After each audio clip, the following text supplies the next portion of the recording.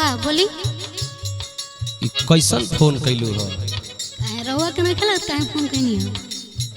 लागत तो बा लेकिन का करी हो, काहे छुट्टिए नहीं के मिलत। माने ऐसन कौन कंपनी धइले बा कि छुट्टिए नहीं के मिलत? अरे तो बिना पैसा कजाई तो तू ना न मनबू। अरे वो मरद है कि बर है, सबको मरद इस सावन में घरे आ गल बटे। अरे वो के कौनो परवाह न के एगो मेहर घर पर बैठल बिया। कहल का चाहत रू तनी बताव तो। अरे हम का कहल चाहतानी रवा का बुझम सुनी सुनाव। एकागा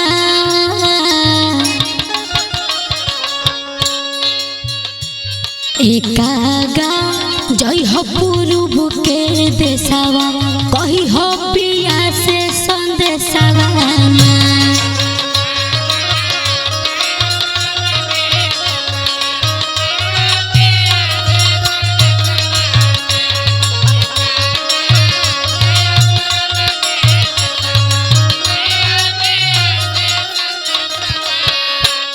एकागा जय हो पूर्व के देशवा एकागा जय हो पूर्व के देशवा कही हो पिया से संदेशवा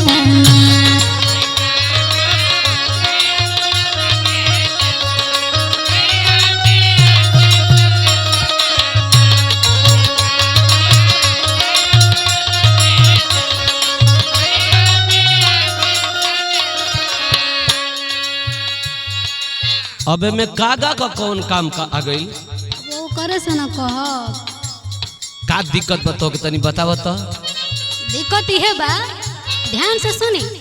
सुनाव। परल आफत में परान घरवा आ जई तो जान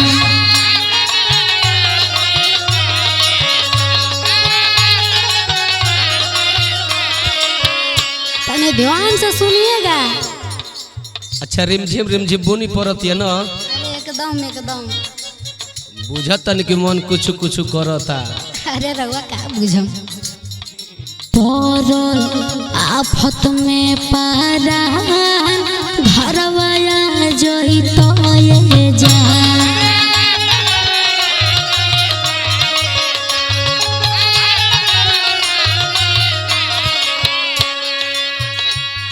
नागिन नाच संग में से सवा नागिन नाच संग में से सवा कही हो पिया से संदेशवा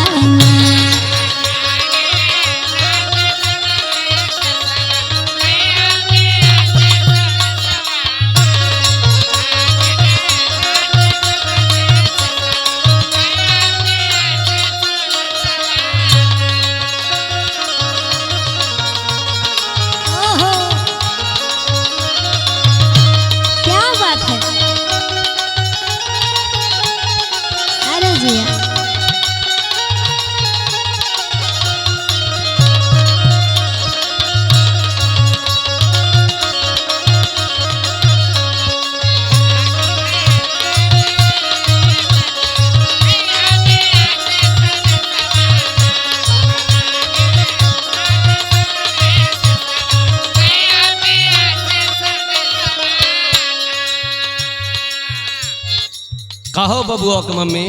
हाँ जी। तोहरा झुलुआ झूले के मन करता ना? हाँ तो 10-15 दिन और बर्दाश्त का गोली खा लो। 10-15 दिन में तो मौसम में ढल जाई। अरे ना हुई 4 महीना है बरसात के दिन। अरे लेकिन जौन मजा हो बाटे तो थोड़े मिली।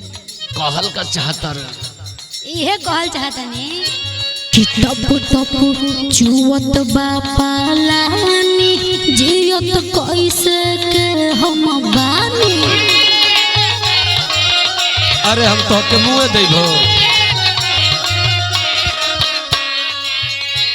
कि भइल नीतू के पागल भेसवा कही हो पिया से संदेशवा ना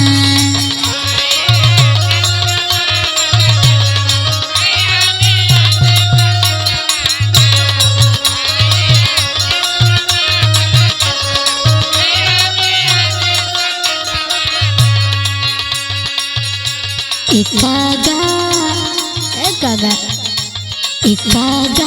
जय हो पूर्व के देशवा कही हो पिया से संदेशवा ना